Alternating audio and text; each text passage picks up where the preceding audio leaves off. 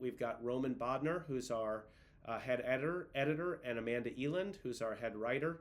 We're going to talk today about how we're using ChatGPT, Gemini, and some of the other tools to optimize video for search.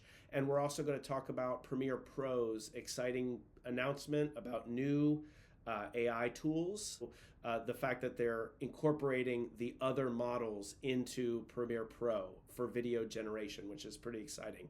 But we start out today with Fathom. Slowly, slowly. Oh, it's in front. There we There you go. go. There you Yeah. go. Can you make the shift? Okay. Okay. Hold on. I'm going to put us on gallery for a second because the first thing I just want to do is give a shout out to this guy right here because it will only show up in gallery mode. Look at that. That Fathom. It's like a superhero for our team, right? Meredith has one of those, and it's always like this awkward moment when she's trying to turn it off when we're on, like when we would be doing like a Lamaze online Lamaze class, and she would Right. be telling people she'd always have to like apologize and say, I'm not trying to secretly record everything.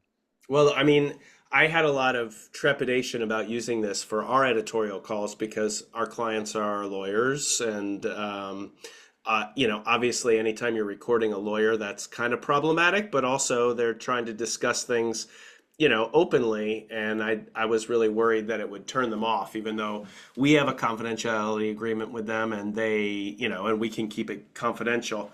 But I guess technology is changing. People are more used to it, so they were cool with it. And what I really liked about this, for the benefit of all those people who are going to be watching this, is that the uh, quality of the summary was like nothing I've ever seen before. This is AI, so this is an AI call, but the quality of the summary, we are dealing with complex legal issues, so that's one issue, concern.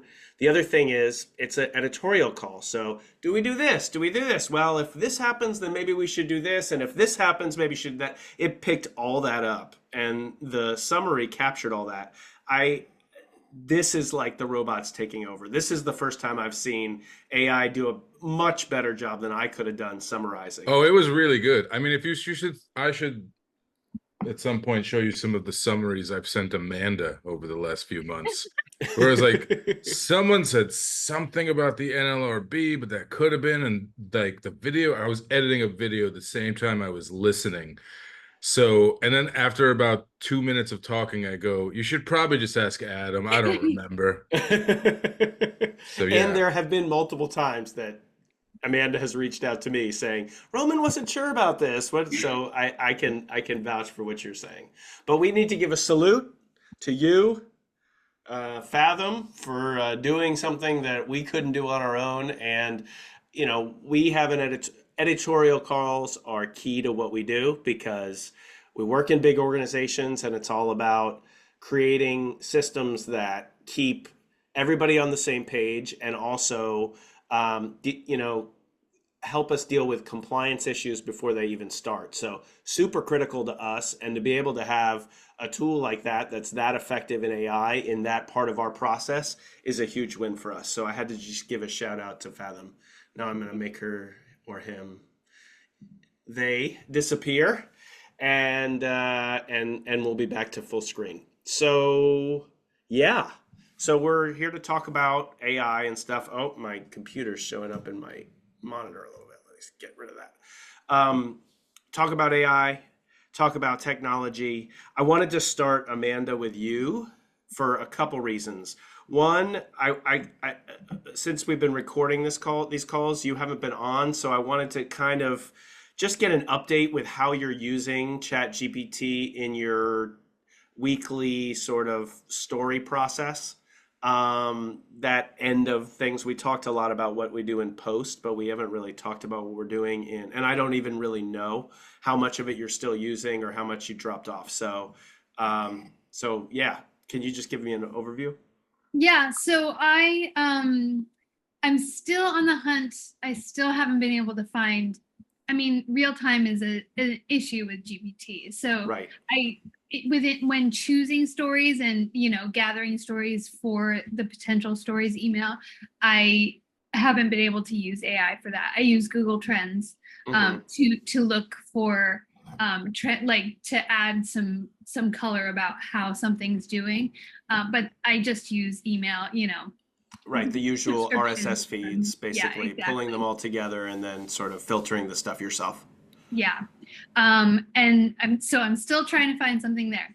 But for headlines, for keywords, so usually what I'll do is I'll do a draft Uh-huh. and then I upload that draft. And I've made a customizable GPT to then I can ask it to give me headline suggestions for each story.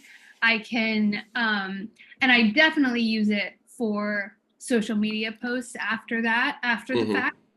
But back to when we're doing the script. So I'll just use what GPT gives me to kind of adjust things and make sure keywords are in there at when it makes sense.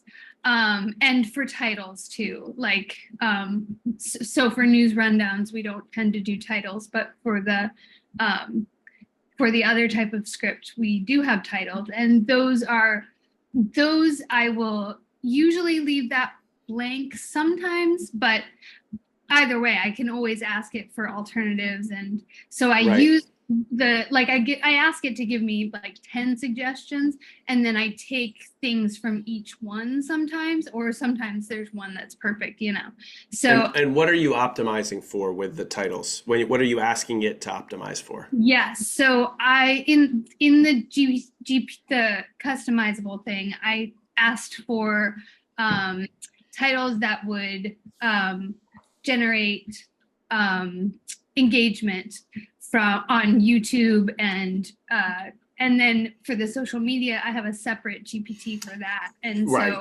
I ask for Facebook, Twitter, Instagram, that kind of stuff. So it's been working really well. So your custom GPT for YouTube, which makes sense, that's separate from, it's basically search in YouTube in one, and then the rest are sort of multiple social media platforms. Is that right? That's right. Yeah. And then I also have in the social media one, I have LinkedIn as well, is a big one. Yeah. Because I ask for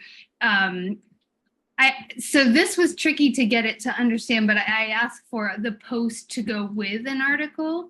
So and it still doesn't quite understand it, but I can use what it gives me, because it's giving me words that would speak to this audience, because that's another part that I specified, that it was for employers in the US. So so I think what I want to do with that particular, so you're using custom GPTs to do all that, and we started doing that before GPT 4.0 came out, and also before Claude and Gemini really got to where they are.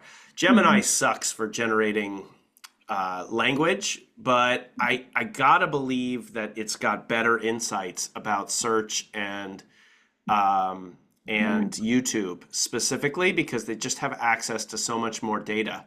Right. So I want you to do a little experimenting with trying to reproduce your results on that specifically, generating titles and keywords using Gemini for a little while. Do you know how to access Gemini? It's a little funky the way you access it, but I'm sure you've been playing with it, yeah? Yeah, a little bit. Right. So it's, sort of access through the Google suite of apps, right? So you can use it within Google Docs and those sort of functions, but you can also access it directly. And I just think that they don't have custom GPT sort of stuff, but I just would like to see you compare results some over the next couple of weeks and see if we get better results from that. Partially because I feel like these are always evolving. And one of the things I've noticed about these LLMs, and a lot of people have noticed, is they sort of reduce in quality over time. There, like once the model gets released, it's like really sharp and really knows what it's doing, and then over time, it sort of degrades. You know? Yeah, I've noticed that too. I've had to kind of ask leading questions to filter it more. Right. It's just like it gets dumber. You know, which I Mhm. feel like is maybe like, you know, it's a little model of us, and we're slowly getting dumber. Like we reach a peak intelligence when our brain stops growing, and then we just slowly get dumber. I think that's what it's doing, just in Adam, I fast used motion. to, my life, over the course of my life, I just barrel through. When I'm in a conversation, I just barrel through it. I run towards the cliff and I assume that by the time I jump, I'll come up with a parachute, something funny to say. Whew. And that is becoming so much Yeah. harder the older I get.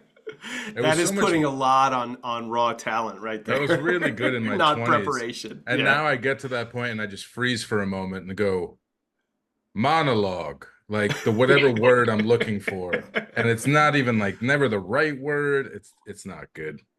Yeah, I drop words all the time, but you know, I've sort of built my life so I have a little planning, so I don't look like a total idiot all the time. Mhm. But I definitely think that age is part of that. So, um, okay. So the other reason I want you to, so two things to think about. One, let's just do that experiment for right now, but Mhm. also the tuning of these models is getting better and better, and I feel like it's extending beyond what you can do. Like just look at Fathom. So before I grabbed Fathom, not to go back to our favorite all-star here on the call with us, but before I engaged that one, I started playing with creating my own summaries in ChatGPT, and I gave it a lot of instructions and background, and how I wanted it done, and also source stuff. I'm not a prompt master by any stretch, but I'm pretty decent at it. And I just felt like the results I got were so far inferior to what I got from Fathom that it makes me feel like, well, all Fathom is doing, it's GPT based. So all Fathom is doing is, has a layer on top of GPT and calling the API. So I feel like that tuning is either getting better, or at least they have some kind of moat with the way that they're doing it. And if that's true for that, it's got to be true for search and things like that. And unfortunately, the people who are going to have that moat for keywords and search are people like SEMrush, people like Meltwater, people like, what was the one that you mentioned earlier that we've experimented with those and never had any luck? But what was the one that you Muckrack. Muckrack. Muckrack? Mhm. Muckrack. I feel McCrook, like that should be Muckrake, McCrook. because a muckraker. I feel like that's, I think but they're playing with that, but it's yeah, like but I on the mean new skin, RACK, it like ain't a. that. Yeah, exactly. That's Oh, that's it's two interesting. different words too. It's muck rack. That's true. Fascinating. Anyway, muckrack. Maybe there's something behind it. You never know. Things are It's weird. it's not Don't buzz forgettable, deep. but I don't Things like are it. weird. So anyway, I feel like the next adventure in this is starting to explore some of that stuff and maybe do a few trials to see if somebody really has the fine tuning around those real well, or really moving towards SEMrush, because we have another sort of new project. I was meeting with that client in particular last week, and we were talking about.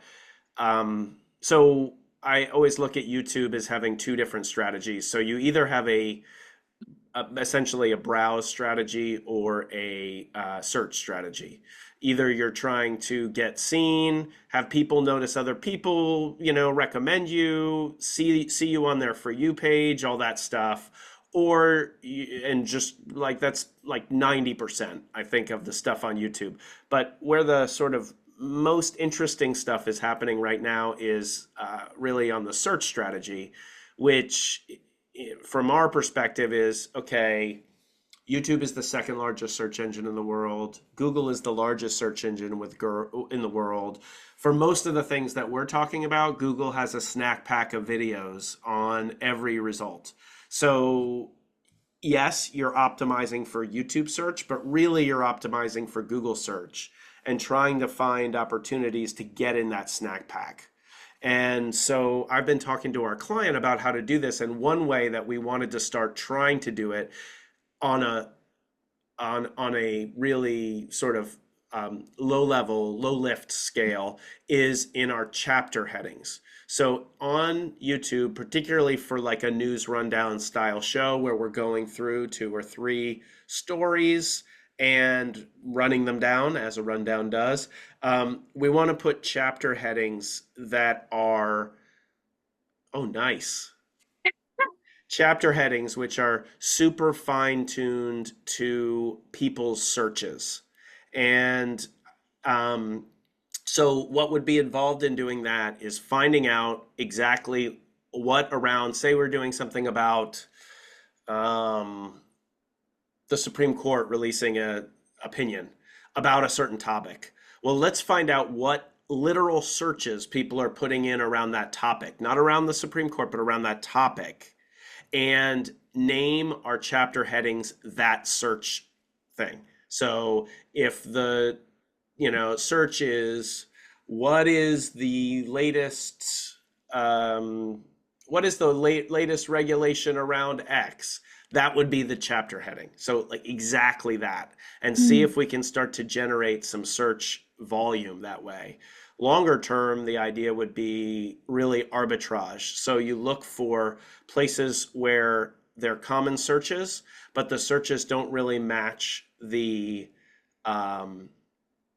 searches don't really match the video results. So it might be a real specific search around how to do X, and the video result mentions X, but it's not really about that. Well, that's an arbitrage opportunity. So in that case, we would name a video exactly that search result, trying to drive it into that box and get views. Part of the reason we're doing this with some of our clients is they have sort of a catch-all strategy on YouTube. And what YouTube does is it auditions everything that you put up for a specific audience that it thinks is your audience. And so it auditions it. If it does well, it shows it to more people. But if you have a channel that mashes a bunch of stuff up together that's a catch-all, it doesn't really know what your audience is. And it can't do that browse strategy nearly as effectively as if you're doing something more like individual channels for individual audiences. Really, it's about the audience, not the show or anything like that. So we're going to experiment with that. And what I want to do is sort of figure out a way to get at the best search results. I think eventually we might need to get like a SEMrush sort of thing going for that. But or maybe Muck Rack. But in the short term, I want us to play with Gemini and see what we can come up with. But also, I want you to use Google Trends and just kind of explore around and see whether you can answer that question. Get in the head of our audience and like, what are they searching for? And let's name some chapter headings that and just see what happens. Because sometimes in that snack pack, it will be chapters that go in that snack pack. So that's a long-winded thing, but I want to try to implement that as soon as we can. Yeah, Trend definitely has this. Great. Yeah, so let's start there. I mean, you don't need to reinvent the wheel with it. Let's start implementing it just with what's in trends, and then start experimenting with what else is out there. Yeah.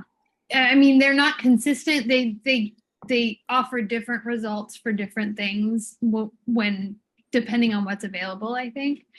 Especially when you get further and further narrower and narrower in a small niche.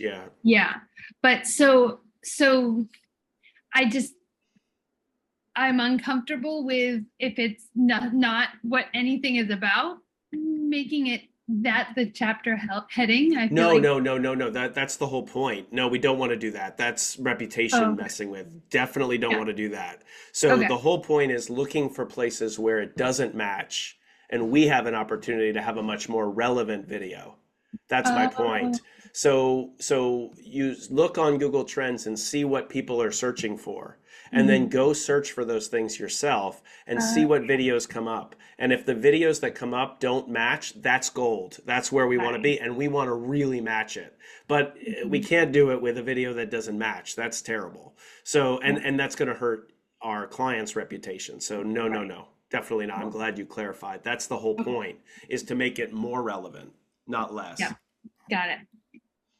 And, if there's no one searching and asking questions about what we're covering, well, that bleeds into, why are we covering it? And maybe we need to start driving some of our editorial choices with these more. We've filtered that in some, but maybe we need to do it more. So let's play with that, but let's start by just trying to find opportunities to do it.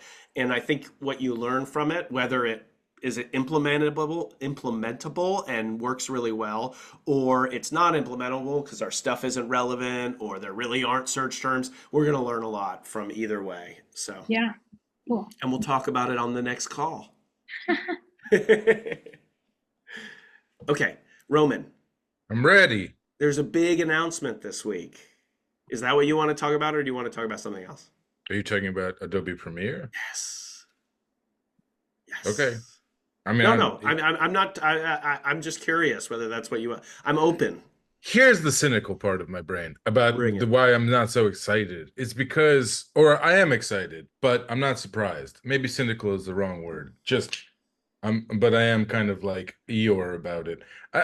It's like, it sounds so cool when you say, all right, Adobe is going to be rolling out all these cool generative AI things. I guess just to give it a little intro, we're talking about object removal, object addition, clip extending, generative extend. So this is a suite of new AI tools that Adobe has announced for Premiere. right, which is what we use for most of our editing. Correct. And I guess what I was being sort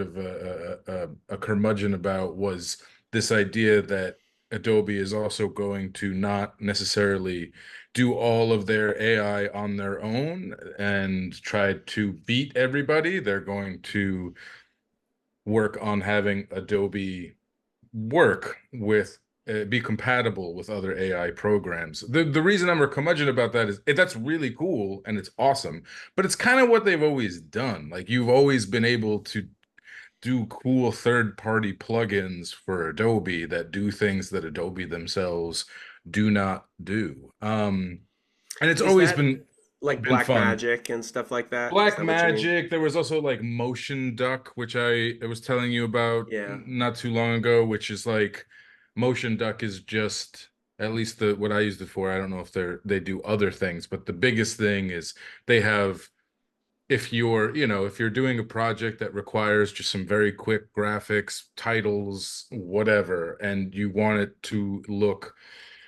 professional and flashy, but you don't have the budget for it or you don't have the time for it for whatever reason, it's just really convenient. They basically bring like thousands of different templates for everything you could imagine, from lower thirds, intros, outros, overlays, etc. And it opens within Premiere, it opens within After Effects. They're very versatile. And so so stuff like that. Adobe's always allowed stuff like that.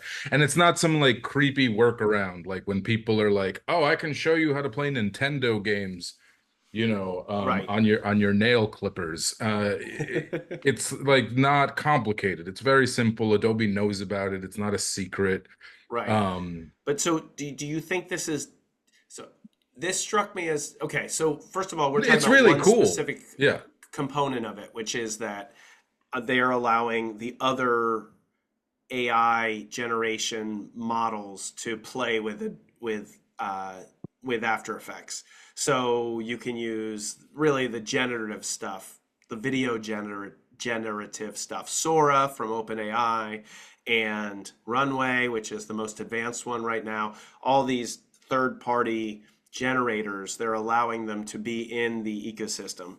And I was excited about that for one big reason, which is it gives us a chance to play with those generators, because we talked last call about Morph as our big sort of way that we're using generative video, and I think and the limitations of Fireflies, which is Adobe's generator, their system. And I think the opportunity for that to escalate by having more than one is huge, but also our chance to just play with those other generators and see what we can come up with is really exciting too.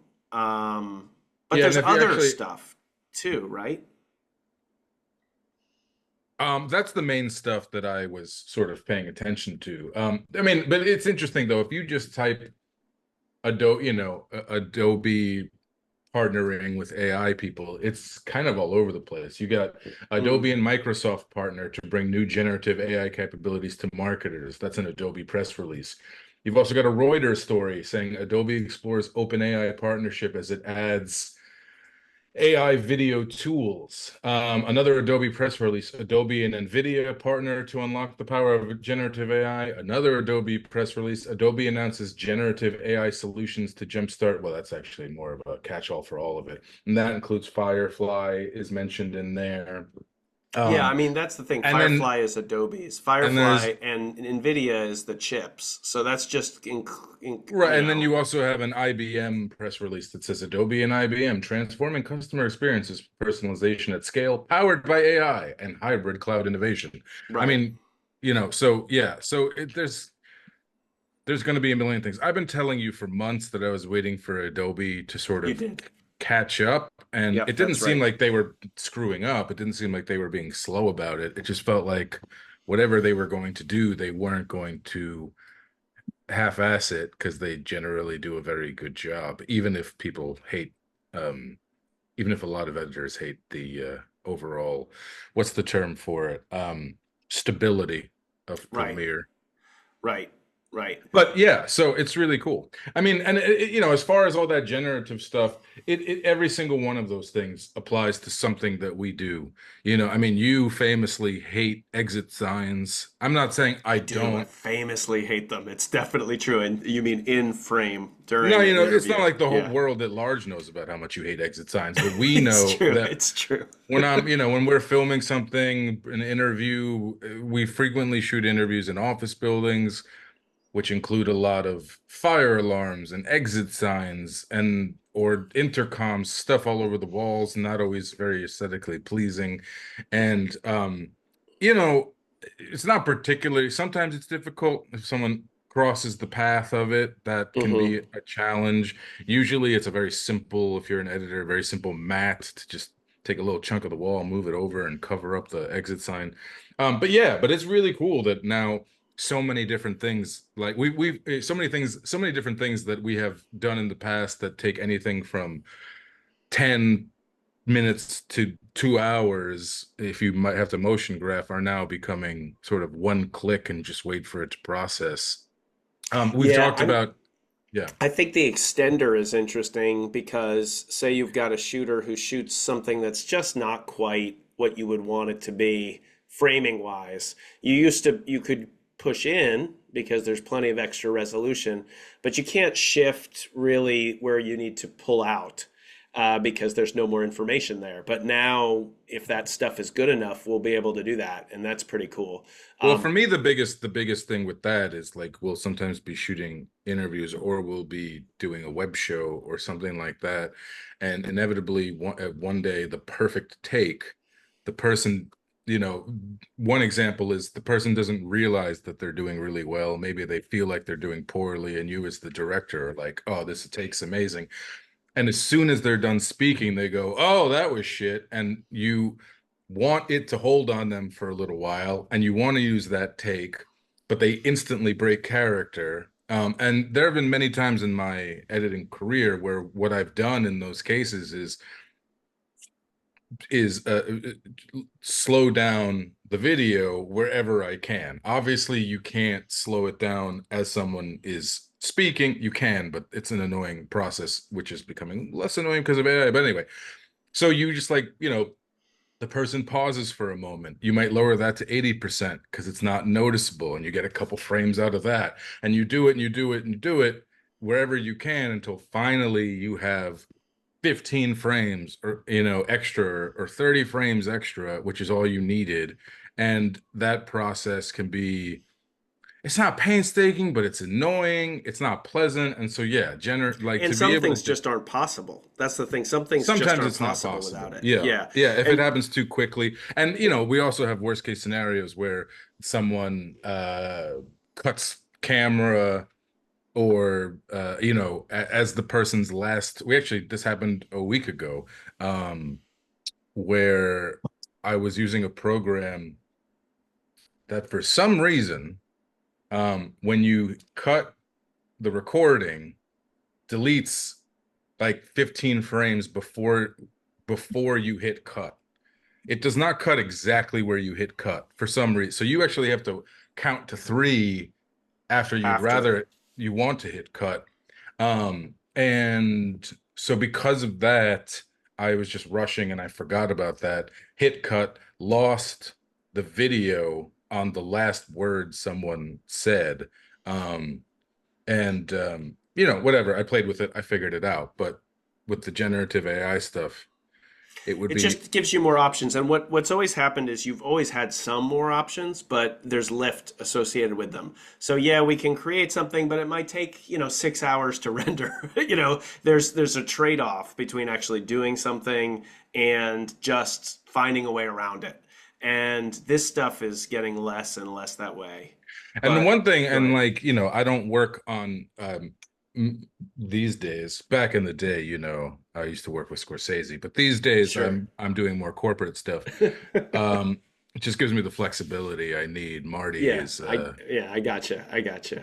Marty. And He it never he soothes your call he call soul. he never Just be stops honest. calling. He never stops calling. It soothes your soul. He's Calls you kind at of old. He's probably using a 3 a.m. landline. That's probably he thinks it's 3 p.m., but it's 3 a.m. Yeah. And so no, but I've heard a million stories from friends, some happen to me, some to happen to friends, but I had one friend who was on a shoot on a film with Eddie Murphy years ago, and this is going to the generative because we were talking about object removal, but there's also object addition. One of the Mm-hmm. examples Adobe showed was someone doesn't have a tie in a shot, but you'd prefer they have a tie, so the AI will put a tie there.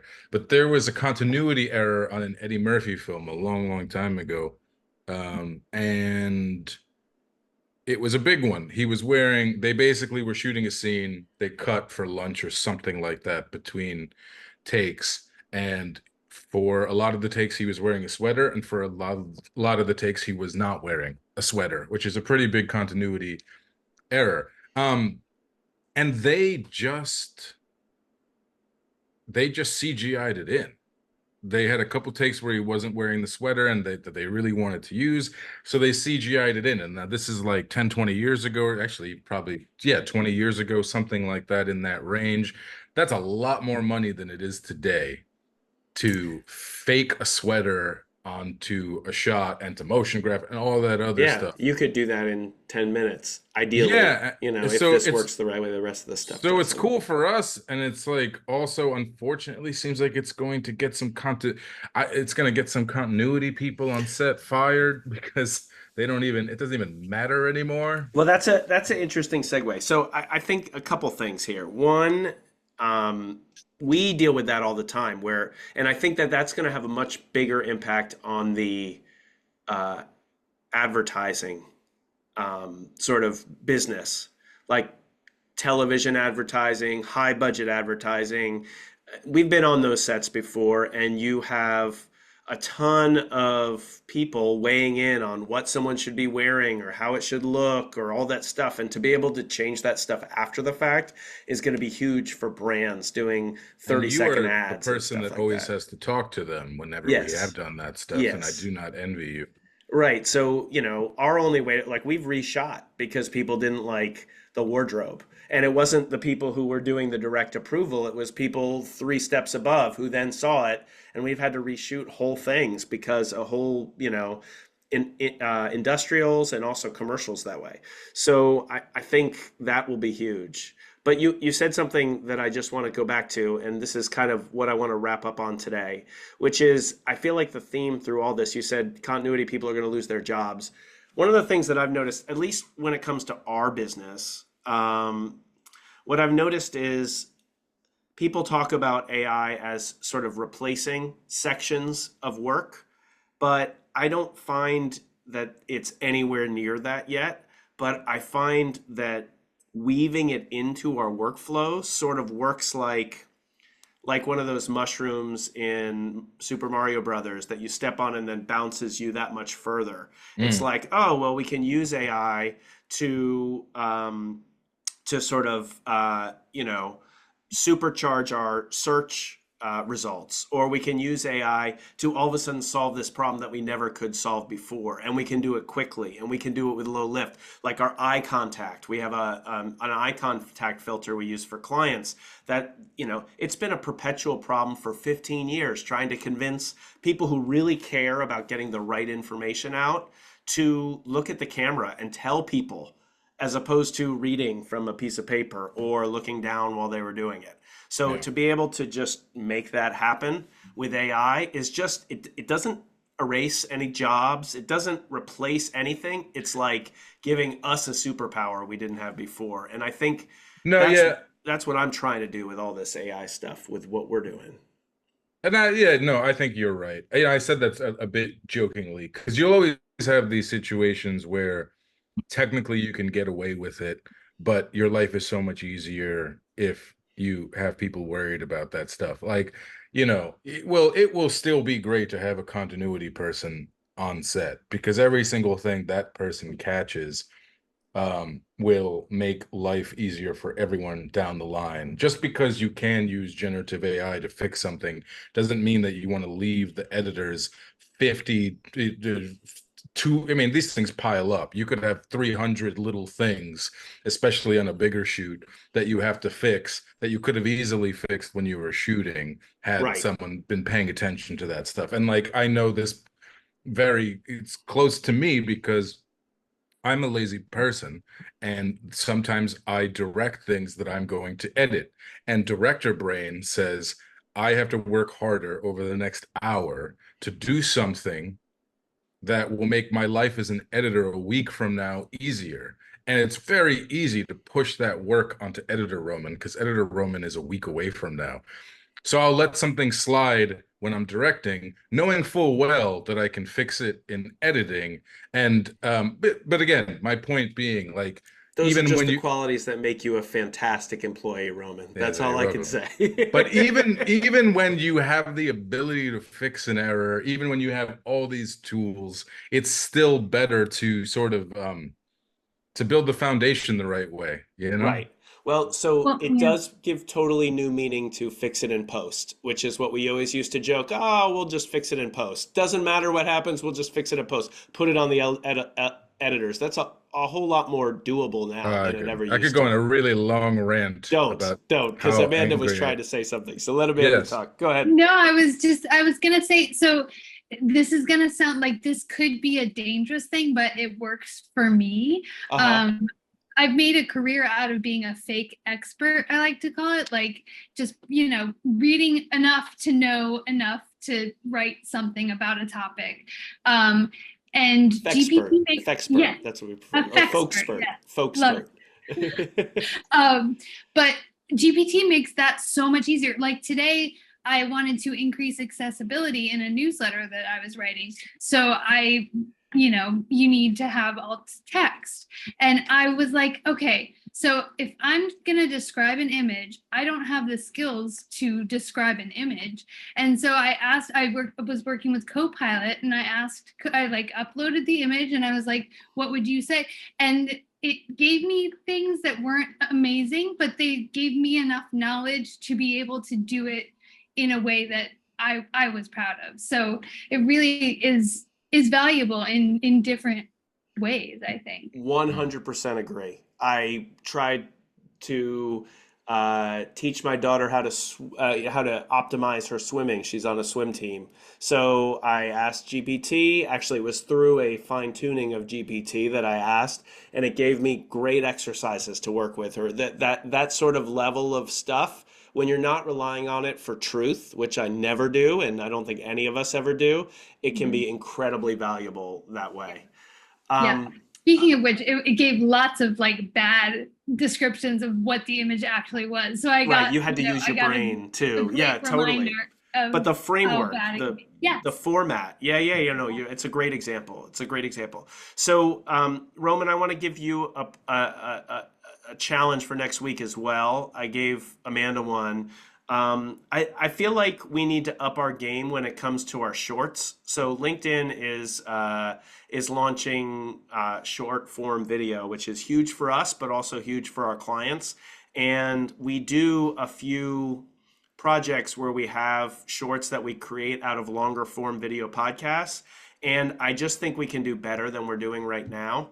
And so, in terms of incorporating techniques and layers on top of the video that tell the story a little bit, not so much in the way that we selected, or I think you've got all the pieces down really well, but I want you to do a lot of watching on YouTube Shorts, but also on LinkedIn, and pick out some formats you like, and I want to try to play with them. Some of them are doing, you see half the screen with the person and you see video on the other half of the screen. Some of them are doing some really creative things with graphics on the screen. I want you to come up with a few ideas that we can incorporate to really kind of raise our game when it comes to that stuff, because I think it's going to matter a lot in the next 2 or 3 months. I'm into it. I mean, like the first time you and I worked on a web show together was 2006. And ever Yes, it since was. then, I always secretly, and I couldn't think of a better way to do it. Because I'm lazy, I didn't spend too much time thinking about it. But I never liked just having a person like the talk soup with Yeah. like a box next to their head. What I used to love is like the Patton thing. Like General Patton. I loved the person speaking, and the entire screen behind them is going nuts with information. And I've wanted to do that for a long time, and now all of the world is doing it, and Yes. now I'm being told to catch up. So, Exactly. but I'm I'm right into there it. with you. We sort of invented the smash on Wall Strip, which was the show that you're talking about, where we just In the web show world, there in was the web like, show world. Yeah. yeah, Yeah, and I think it was like the predecessor to the meme, because it was more than just a jump cut cover. It was more than just B-roll or a cut. It was a cut that told a story to something pop culture-y, which I feel like it was a yeah. predecessor to the meme. So we got to There up our was game also when it a, comes to this stuff too. but there was, a, Yeah, I it would was like a say, comment.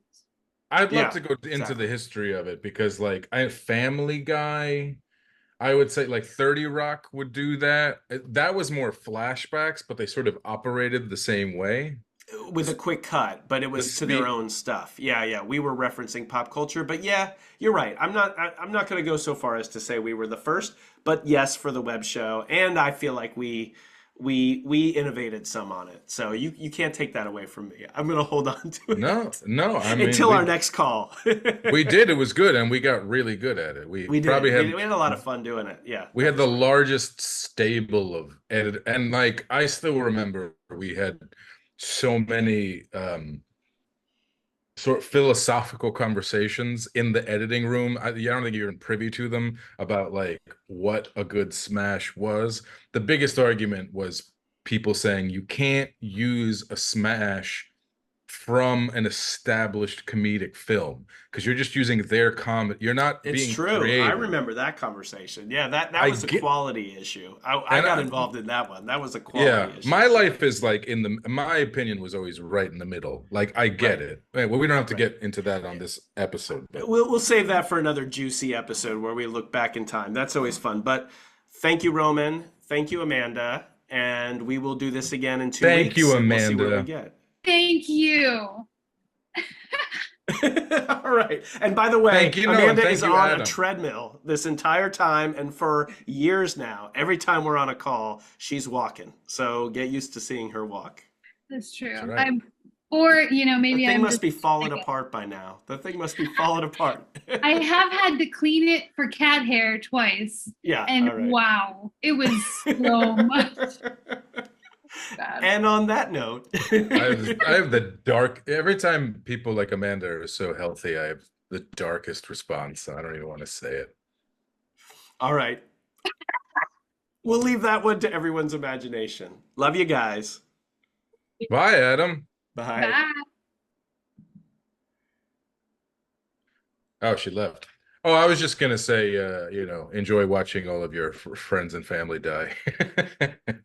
Jesus Christ. Well, All right, because I you're gotta so go. I gotta healthy. go. I'm getting a Okay, text bye. about someone waiting for me. I gotta go. Okay, see Bye. ya.